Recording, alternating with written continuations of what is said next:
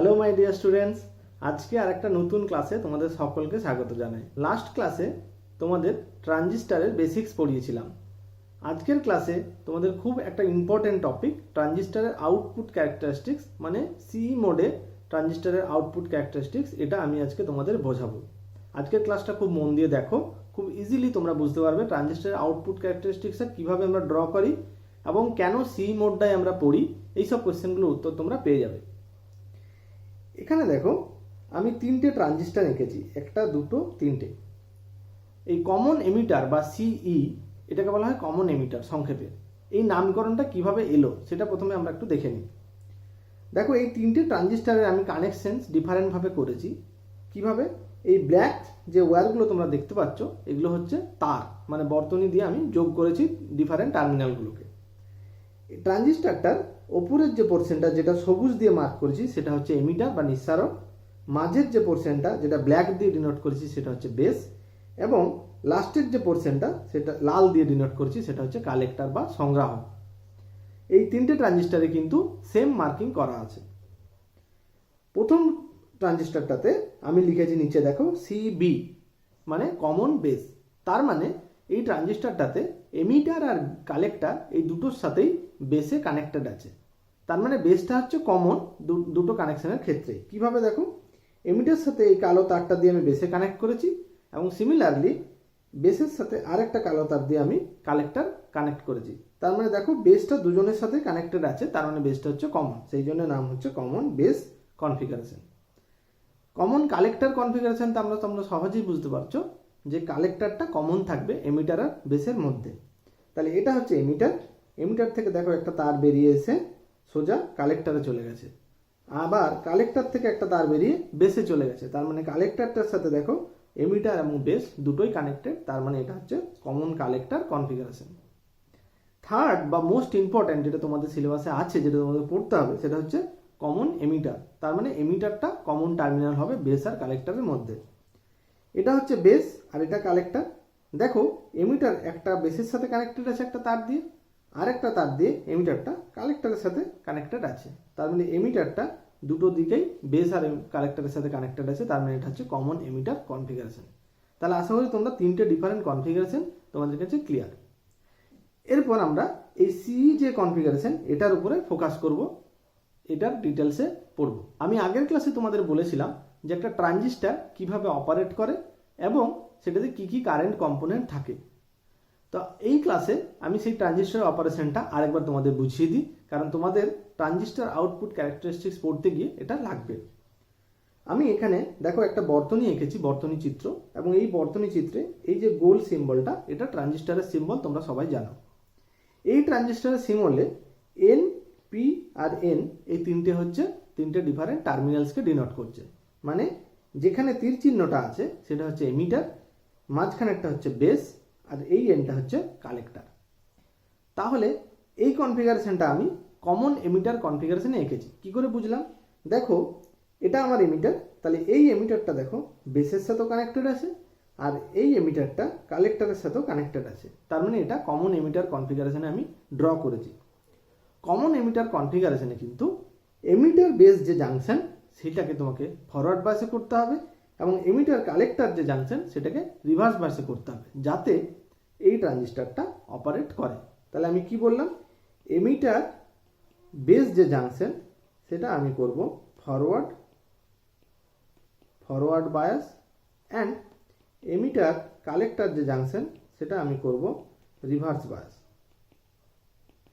তার মানে একটা হচ্ছে সম্মুখ বায়াস আর একটা বিপরীত বায়াস। কিভাবে করব একটু দেখে নাও। সম্মুখ বায়াস করতে গেলে আমি বলেছিলাম পজিটিভের সাথে পজিটিভ যোগ করতে হবে। তাহলে এখানে বেসটা পজিটিভ, তাহলে পজিটিভের সাথে আমি পজিটিভ যোগ করেছি, এই যে পজিটিভ টার্মিনাল ব্যাটারির, আর নেগেটিভের সাথে নেগেটিভ প্রান্ত যোগ করেছি। তাহলে এই বেস আর এমিটার, তার মানে ইবি বা বিই, যা খুশি বলতে পারো, এই জাংশনটা আমার ফরওয়ার্ড বায়াস হলো।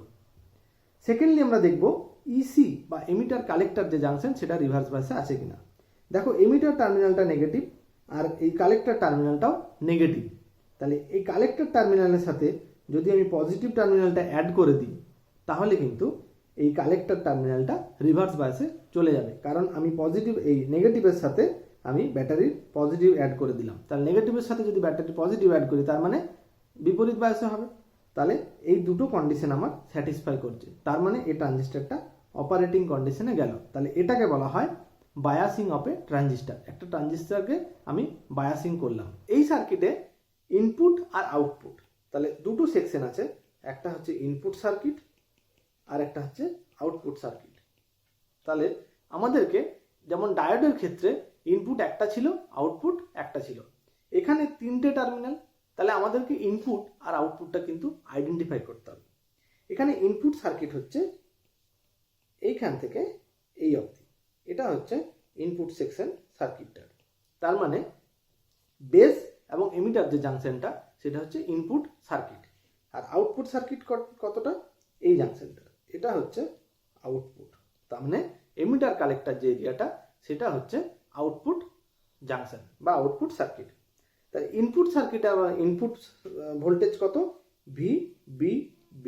তাহলে এই যে ভোল্টেজটা তোমরা দেখতে পাচ্ছ VBB, এটাকে বলা হয় সাপ্লাই ভোল্টেজ বা ইনপুট সাপ্লাই ভোল্টেজ।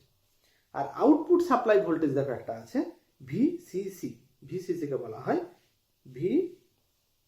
VCC কে বলা হয় আউটপুট সাপ্লাই ভোল্টেজ। আশা করি এই অবধি ক্লিয়ার।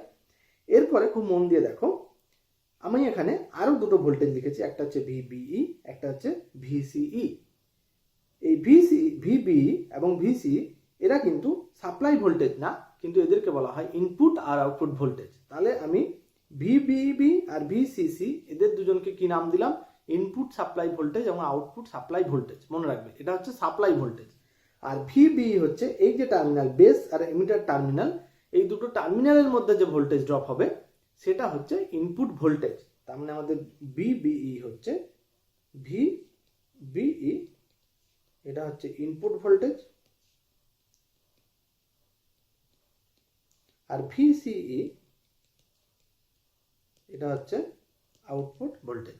তাহলে আমরা ইনপুট ভোল্টেজ কোনটা আর আউটপুট ভোল্টেজ কোনটা সেটা জেনে গেলাম। আরেকটা জিনিস এখানে খেয়াল রাখবে, তোমাদেরকে যদি সিই মোডে কোনো ট্রানজিস্টার বর্তনী অঙ্কন করতে বলে তাহলে কিন্তু এই বর্তনীটা অঙ্কন করতে হবে উইথ বায়াসিং, মানে অল দ্য সাপ্লাই ভোল্টেজ এবং সমস্ত কিছু দিয়ে এই সার্কিটটা তোমাদেরকে ড্র করতে হবে পরীক্ষায়। এরপর আমরা দেখে নেব যে কি কি কারেন্ট কম্পোনেন্ট থাকে একটা ট্রানজিস্টার বর্তনীতে এবং সেগুলোর মান কিরকম অর্ডারে হয়। এখানে দেখো আমি একটা ট্রানজিস্টার ড্র করেছি, তোমাদের বোঝার জন্য আমি বর্তনীতে আঁকিনি, এটা একটা ট্রানজিস্টার যেভাবে ডায়াগ্রাম আঁকছিলাম আগে সেইভাবে এঁকেছি যাতে আমি তোমাদেরকে বোঝাতে পারি খুব ইজিলি। এখানেও দেখো একটা এনপিএন ট্রানজিস্টার আমি নিয়েছি এবং কমন এমিটার মোডে, এটা এমিটার ছিল সবার উপরেরটা, তাহলে এমিটারটা যেহেতু কমন আছে এখানেও কিন্তু কমন এমিটার মোডেই আমি নিয়েছি। কমন এমিটার মোডে আমি এমিটার বেস জাংশনটাকে ফরওয়ার্ড বায়াস করব। তাহলে দেখো এই নেগেটিভ প্রান্তের সাথে আমি নেগেটিভ টার্মিনাল অ্যাড করেছি আর বেসের পজিটিভের সাথে পজিটিভ অ্যাড করেছি, তাহলে এমিটার বেস জাংশনটা ফরওয়ার্ড বায়াস হলো। আর এমিটার জাংশনটা এদিকে দেখো এই কালেক্টর জাংশনের নেগেটিভের সাথে আমি পজিটিভ অ্যাড করেছি, তাহলে কালেক্টরের নেগেটিভের সাথে যদি ব্যাটারির পজিটিভ যোগ করি তার মানে এমিটার কালেক্টর যে জাংশনটা সেটা রিভার্স বায়াসে করেছি। সেম জিনিস আগের মতোই। এখানে আমরা দেখব যে কি কি কারেন্ট থাকবে এবং সেই কারেন্টগুলো কোন দিক থেকে কোন দিকে ফ্লো করবে। তো প্রথমে দেখো এই যে নেগেটিভ টার্মিনাল, এই ব্যাটারির যে নেগেটিভ টার্মিনাল, তাহলে এন যে টার্মিনাল, এন যে এমিটার, সেখানে প্রচুর পরিমাণে ইলেকট্রন আছে, কারণ হাইলি ডোপড এমিটারটা নিঃসারক আমি বলেছিলাম। তাহলে এই নেগেটিভ টার্মিনালের দ্বারা এইখানে যে ইলেকট্রন আছে সেই ইলেকট্রনগুলো রিপালসিভ একটা ফোর্স ফিল করবে এইদিকে, তাহলে বিকর্ষণ বল হবে। এখানে নেগেটিভ টার্মিনাল আছে, এখানে ইলেকট্রন আছে, তাহলে ইলেকট্রনটা এখান থেকে দূরে চলে যাবে কারণ একটা বিকর্ষণ বল ফিল করবে। তাহলে ইলেকট্রনটা ধরো এইখানে একটা ইলেকট্রন ছিল, সেই ইলেকট্রনটা এইদিকে বিকর্ষণ বল ফিল করে এইদিকে যাবে, ওকে, এমিটার থেকে বেসের দিকে যাবে এবং এই বেসটা ক্রস করে কিছু সংখ্যক ইলেকট্রন, মানে ধরো 100টা ইলেকট্রন যদি এমিটার থেকে বেসে যায়, বেস থেকে কালেক্টরে 95টা ইলেকট্রন কিন্তু ট্রান্সফার হয়ে যাবে। এটা আমি আগের ক্লাসে বুঝিয়েছি, যে ট্রানজিস্টরের ক্লাসটা, তোমরা যদি কেউ বুঝতে না পারো এগুলো আগের ক্লাসটা অবশ্যই একবার দেখে এসো। এর জন্য কিন্তু কারেন্ট আমরা পাবো। তাহলে দেখো এমিটার থেকে বেসের দিকে ইলেকট্রন যাচ্ছে, তার মানে এর জন্য আমি একটা কারেন্ট পাবো, সেটা বেস থেকে এমিটারের দিকে হবে, ক্লিয়ার। আর এই বেস থেকে কালেক্টরের দিকে ইলেকট্রন যাচ্ছে, তার মানে কালেক্টর থেকেও বেসের দিকে কারেন্ট পাবো, ঠিক আছে, ওকে। তার মানে এমিটার থেকে কারেন্ট বেরোবে, এমিটার থেকে এইদিকে কারেন্ট বেরোবে। তাহলে এখানে একটা কারেন্ট কম্পোনেন্ট পাবো আই ই, এটাকে বলা হয় আই ই। ওকে, এবং দেখো এই যে ইলেকট্রনগুলো, এইখানে যে ইলেকট্রনগুলো এলো, যেগুলো বেসে আমি বললাম 100টা ইলেকট্রন এমিটার থেকে বেরোলে 95টা ইলেকট্রন কালেক্টরে যাবে, বাকি যে 5টা ইলেকট্রন, সেই 5টা ইলেকট্রন কিন্তু এই টার্মিনাল দিয়ে এই পজিটিভ টার্মিনালে যাবে। তার মানে বেসে একটা কারেন্ট পাবো যেটা এই দিকে যাবে, তাহলে এখানে একটা পাবো আই বি। আর সর্বশেষ মাথায় রাখবে এই যে ইলেকট্রনগুলো, এই ইলেকট্রনগুলো যেগুলো কালেক্টরে এলো, সেই ইলেকট্রনগুলো এই টার্মিনাল দিয়ে বেরোয় ব্যাটারির এই পজিটিভ টার্মিনালে আসবে। তার মানে আমি এখানেও আরেকটা কারেন্ট পাবো, যেহেতু ইলেকট্রনগুলো এই পজিটিভ টার্মিনালের দিকে যাচ্ছে, কারেন্টটা পজিটিভ টার্মিনাল থেকে বেরোবে বা ট্রানজিস্টরে ঢুকবে, তাহলে এখানে একটা পাবো আইসি। তাহলে দেখো তিনটে কারেন্ট পেলাম, এবং এই তিনটে কারেন্ট দেখো ট্রানজিস্টরের দুটো ইনপুট কারেন্ট এবং একটা আউটপুট কারেন্ট তোমরা দেখতে পাচ্ছ। তাহলে আইই ইজ ইকুয়ালস টু আমরা বলতে পারি আইবি প্লাস আইসি। কিন্তু আমি একটু আগেই বললাম যে ইনপুট সার্কিট ডায়াগ্রাম হচ্ছে, ইনপুট যেটা বর্তনী সেটা হচ্ছে এই পোর্শনটা, মানে এমিটার বেস জাংশনটা। তো এখানে যেহেতু এমিটারটা কমন, এমিটারটা দুটোর ক্ষেত্রেই কমন, সেই জন্য আমরা ইনপুট কারেন্ট বলবো আইবিটাকে। আইবিটা হচ্ছে ইনপুট কারেন্ট। কারণ কি বললাম, এমিটারটা দুটোর ক্ষেত্রে কমন, বেস আর কালেক্টর দুটোর ক্ষেত্রেই কমন, কিন্তু বেসটা হচ্ছে ইনপুট বর্তনীতে, তাহলে আইবি বা বেস কারেন্ট যেটা সেটা হচ্ছে ইনপুট কারেন্ট। আর আউটপুট বর্তনীতে দেখো এমিটার আর কালেক্টর আছে, তার মধ্যে এমিটারটা কমন, তাহলে কালেক্টর কারেন্টটা হচ্ছে আউটপুট কারেন্ট। আউটপুট কারেন্ট, তাহলে আমরা ইনপুট ভোল্টেজ জানলাম, আউটপুট ভোল্টেজ জানলাম ভিবি আর ভিসি, আর ইনপুট কারেন্ট জানলাম, আউটপুট কারেন্ট জানলাম। ইনপুট কারেন্ট হচ্ছে আইবি, আউটপুট কারেন্ট হচ্ছে আইসি। এখানে একটা জিনিস বলে রাখি, এই কারেন্টগুলো কীরকম ভ্যালু হয় বা কীরকম মানের হয়। তো আইবি কিন্তু খুব স্মল হয়, আইবির যে ভ্যালু সেটা মোটামুটি ধরে রাখো 10 মাইক্রো অ্যাম্পিয়ার অর্ডারের হয় বা মাইক্রো অ্যাম্পিয়ার অর্ডারের হয়। সেখানে আইসি সেটা কিন্তু 2000 মাইক্রো অ্যাম্পিয়ারের হয়, বা এটাকে আমরা 2 মিলি অ্যাম্পিয়ারও লিখতে পারি। তাহলে বুঝতেই পারছো আইবির থেকে আইসি কিন্তু অনেকটা বড়। আর আইই সমান তাহলে কি দাঁড়াবে, আইই সমান 2000 প্লাস 10, তার মানে 2010 মাইক্রো অ্যাম্পিয়ার। তার মানে আইই কিন্তু আরও অনেকটা বেশি। ওকে, আরেকটা জিনিস এখানে খেয়াল করো যে আইবি যে কারেন্ট, তাহলে আইবি কারেন্টটা যখন বাড়বে, ধরো আইবি কারেন্টটা আমি বাড়াচ্ছি কিন্তু আই কারেন্টটা ফিক্স আছে, তাহলে আই হচ্ছে ধরো কনস্ট্যান্ট, আইবিটা আমি বাড়াচ্ছি, তাহলে আইবি প্লাস আইসি সমান আই। এবার যদি আই কনস্ট্যান্ট থাকে, আইবি যদি বাড়ায়, তার মানে আইসি কমে যাবে, কি তাই তো? তার মানে আইবি যখন বাড়ছে আইসি তখন কমছে, তার মানে 180 ডিগ্রি ফেজ শিফট হয়। মানে আইবির যদি গ্রাফটা এরকম হয়, তখন আইসির গ্রাফ কিন্তু এক্স্যাক্টলি অপোজিট হবে। তাহলে এটা আমি প্লট করেছি আইবি, আর এটা প্লট করেছি আইসি। বুঝতেই পারছো দুটো কারেন্টের মধ্যে 180 ডিগ্রি ফেজ শিফট একটা থাকবে, এবং সেটা ভোল্টেজেও থাকে। ভোল্টেজ যে আউটপুট ইনপুট তাদের মধ্যে 180 ডিগ্রি ফেজ শিফটটা থাকে।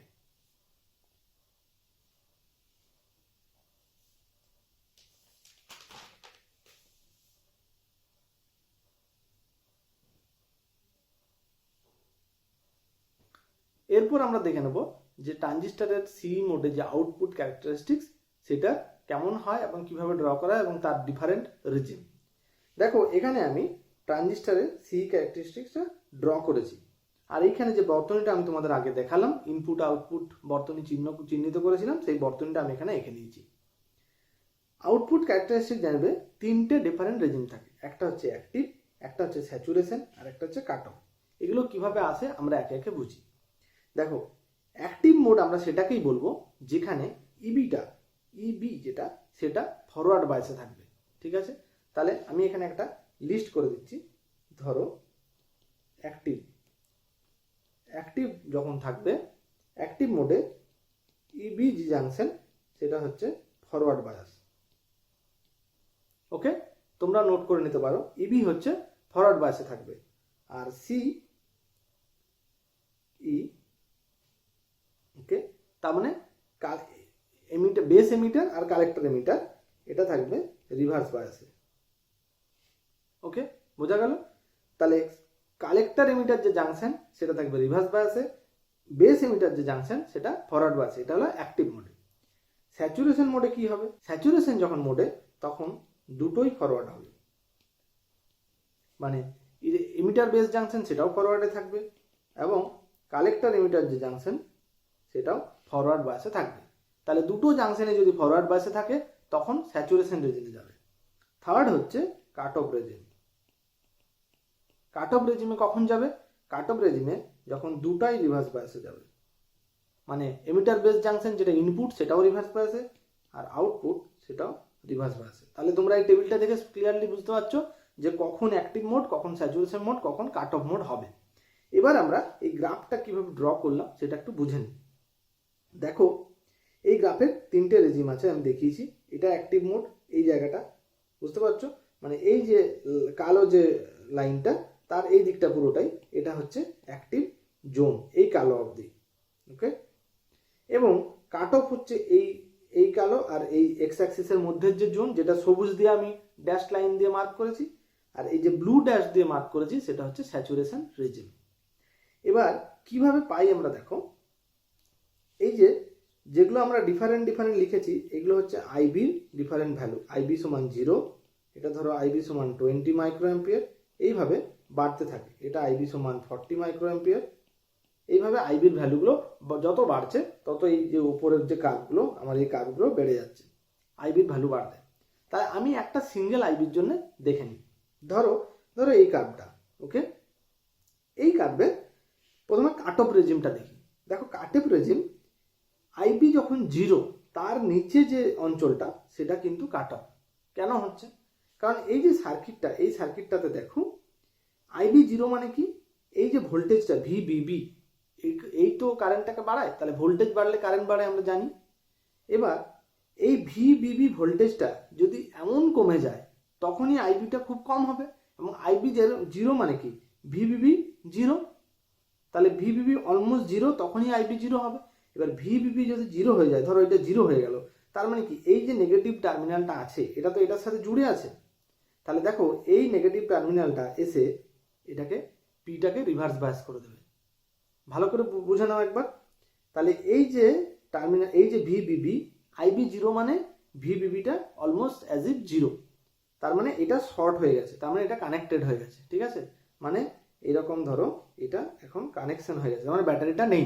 ওকে, ব্যাটারিটা যদি না থাকে তার মানে এই একটা ব্যাটারি আছে, এই একটা ব্যাটারির নেগেটিভ প্রান্তটা দেখো এখানে পজিটিভ প্রান্তের সঙ্গে যোগ হয়ে গেছে। তাহলে কি হবে, এই জাংশনটা আগে ফরওয়ার্ড বাস ছিল সেটা রিভার্স বাস হয়ে যাবে, আর এই জাংশনটা তো আগের থেকে রিভার্স বাস ছিল, তাহলে দুটো জাংশনে রিভার্স বাস হয়ে গেল। সেই জন্য এটা হয় কাট অফ রেজিম। এটা ক্লিয়ার? এবার দেখবো স্যাচুরেশন রেজিমটা কি করে আসে। দেখো স্যাচুরেশন রেজিমে আমরা কি বললাম, দুটো জাংশনে ফরওয়ার্ড বাস। তাহলে মনে রাখবে আমার অলরেডি এই জাংশনটা ফরওয়ার্ড বাস ছিল, মানে এমিটার বেস জাংশনটা ফরওয়ার্ড বাস ছিল। তাহলে কালেক্টর এমিটার জাংশনটা যদি ফরওয়ার্ড বাস হয় তাহলে কিন্তু স্যাচুরেশন রেজিমে চলে যাবে। দেখো স্যাচুরেশন রেজিম হচ্ছে এই যে ভিসিই, এটা তো ভিসিই মানে এই ভোল্টেজটা যেটা আউটপুট ভোল্টেজ, তার সাথে আউটপুট কারেন্ট প্লট করেছি। তাহলে এই আউটপুট ভোল্টেজটা যখন 0-র কাছাকাছি তখন দেখো স্যাচুরেশনটা শুরু হচ্ছে। এবার যত আইবি বাড়ছে তত স্যাচুরেশন ভিসির ভ্যালুটা বাড়তে থাকছে। তো ভালো করে বোঝো, ধরো আইবির ভ্যালুটা 0, আইবির ভ্যালু 0 মানে এইটা অলমোস্ট 0, এইটা অলমোস্ট 0 মানে ভিসিকে অলমোস্ট 0 হতে হবে যদি এটাকে ফরওয়ার্ড বাসে যেতে হয়। কারণ দুটোই যদি শর্ট সার্কিট হয়ে যায়, ভিসি 0 মানে এটাও শর্ট, ভিবি 0 মানে এটাও শর্ট, দুটোই যখন শর্ট তখন কিন্তু এই পয়েন্টে। এবার ধরো এই কার্ভটার ক্ষেত্রে আইবি ধরো এই 40 মাইক্রোঅ্যাম্পিয়ার, এই কার্ভটার ক্ষেত্রে দেখো সাপোজ এইখানে একটা ভ্যালু আছে, ধরো এটা ভিসি এর একটা ভ্যালু আছে, সাপোজ আমি ধরে নিলাম এটা 0.2 volt, VC equals to 0.2 volt, এই পয়েন্টটা। তাহলে 0.2 ভোল্টের বাঁ দিকে হচ্ছে স্যাচুরেশন রেজিম, 0.2 ভোল্টের ডান দিকে হচ্ছে কাট অফ রেজিম, এই অ্যাক্টিভ রেজিম। তোমরা দেখবে, তোমরা যদি কেউ ছায়াপ্রকাশ শ্রেণীর বই পড়ে থাকো, মানে দুয়ারি মজুমদার মাইতি, সেখানে কিন্তু একটু ভুল আছে, সেখানে সোজা দাগ দেওয়া আছে, সেটা কিন্তু হবে না, এটা বাঁকাই হবে এই রেজিমটা, বাঁ দিকের রেজিমটা। তো 0.2 ভোল্টের বাঁ দিকে 40 মাইক্রোঅ্যাম্পিয়ারের ক্ষেত্রে বলছি আমি, 0.2 ভোল্টের বাঁ দিকে কাট অফ স্যাচুরেশন রেজিম। কী করে হলো? দেখো ভিসি যদি 0.2 ভোল্ট হয়ে যায়, ঠিক আছে, ভিসি 0.2 ভোল্ট মানে কি, এই যে ভোল্টেজটা সেটা কমছে, এই ভোল্টেজটা কমতে থাকছে। তাহলে এই ভোল্টেজটা যদি কমতে থাকে এবং কমে কমে যদি 0.2 ভোল্টে নেমে যায়, তখন কি হবে, এই যে ভিবিবি এই যে সাপ্লাইটা আছে এটা অনেক বেশি ভিসির তুলনায় হয়ে যাবে। তাহলে এই সাপ্লাইটা যদি বেশি হয় তখন অ্যাজ ইফ এইটা শর্ট সার্কিট হয়ে গেল, এবং শর্ট সার্কিটের ফলে কি হবে, এই নেগেটিভটা গিয়ে পড়বে এই এন প্রান্তে। বোঝা গেল? তাহলে এইটা যদি শর্ট সার্কিট হয়, এই নেগেটিভটা গিয়ে পড়বে এই এন প্রান্তে। তাহলে এন প্রান্তে যদি নেগেটিভ গিয়ে পড়ে, তার মানে এই জাংশনটাও যেটা রিভার্স ছিল সেটা ফরওয়ার্ড হয়ে যাবে। তার মানে দুটো জাংশনই ফরওয়ার্ড বায়াস হয়ে গেল। সেই জন্য এটা হচ্ছে স্যাচুরেশন রেজিম, মানে দুটো জাংশনের যেখানে ফরওয়ার্ড। আর বাকি যে পোর্শনটা সেটা হচ্ছে অ্যাক্টিভ রেজিম। মেনলি মনে রাখবে, যখন ট্রানজিস্টারকে মেনলি বিবর্ধক বা অ্যাম্প্লিফায়ার হিসেবে কাজ করানো হয়, সেই ক্ষেত্রে কিন্তু ট্রানজিস্টারকে এই অ্যাক্টিভ জোনের কোনো একটা পয়েন্টেই রাখতে হবে, আদারওয়াইজ কিন্তু ট্রানজিস্টার কোনোভাবেই অ্যাম্প্লিফায়ার হিসেবে কাজ করবে না। তাহলে অ্যাম্প্লিফায়ার হিসেবে রাখতে গেলে যে কোনো একটা পয়েন্টকে ট্রানজিস্টারটাকে এমনভাবে ভিসি আর আইসি ভ্যালু চুজ করতে হবে যাতে ট্রানজিস্টারটা কোনো একটা পয়েন্টে অ্যাক্টিভ জোনের মধ্যে থাকে। এটা হচ্ছে ক্রাইটেরিয়া। এখানে আরেকটা জিনিস বোঝার আছে, সেটা হচ্ছে দেখো এই আইবি যখন বাড়ছে, আইবির ভ্যালু যখন বাড়ছে, দেখো স্যাচুরেশন রেজিমটা আস্তে আস্তে বাড়তে থাকছে। এটার কারণ কি? কারণ আইবি বাড়ছে মানে ভিবিবি বাড়ছে। তাহলে ভিবিবি যদি বাড়তে থাকে, খুব কম ভ্যালু মানে ভিসির খুব কম ভ্যালুর জন্য কিন্তু স্যাচুরেশন রেজিমটা চলে আসছে। কারণ আমি কি বললাম, স্যাচুরেশন রেজিম কখন হচ্ছে, যখন অ্যাজ ইফ এটা শর্ট, এটা নেই। তার মানে ভিবি ঠিক যখনই ভিসিসিকে ওভারটেক করে যাবে, মানে অতিক্রম করে যাবে, তখনই এটা স্যাচুরেশন রেজিমে চলে যাবে, মানে এটা ফরওয়ার্ড বায়াস হয়ে যাবে। তার মানে যদি আইবি বাড়ছে মানে ভিবিবি বাড়াচ্ছি, এটা ফিক্স। তার মানে আইবি যত বাড়াচ্ছি ভিবিবি বাড়ছে, আর ভিবিবি বাড়ালে খুব তাড়াতাড়ি আমি ভিসিসিকে অতিক্রম করতে পারবো। তার মানে আরো বেশি বেশি করে স্যাচুরেশন রেজিম পাবো। তাহলে এইটার কারণ হচ্ছে এইটা। আশা করি আজকের ক্লাসটা তোমাদের ভালো লাগলো। ভালো লাগে থাকলে অবশ্যই একটা লাইক করবে, আর চ্যানেলে যদি নতুন এসে থাকো অবশ্যই সাবস্ক্রাইব করবে, যাতে নেক্সট যে ট্রানজিস্টারের ভিডিও বা আদার্স যে ফিজিক্সের ভিডিওগুলো আপলোড করব সেগুলোর ইনস্ট্যান্ট নোটিফিকেশন তোমাদের কাছে পৌঁছে যায়। চলো আজকের মতো টাটা।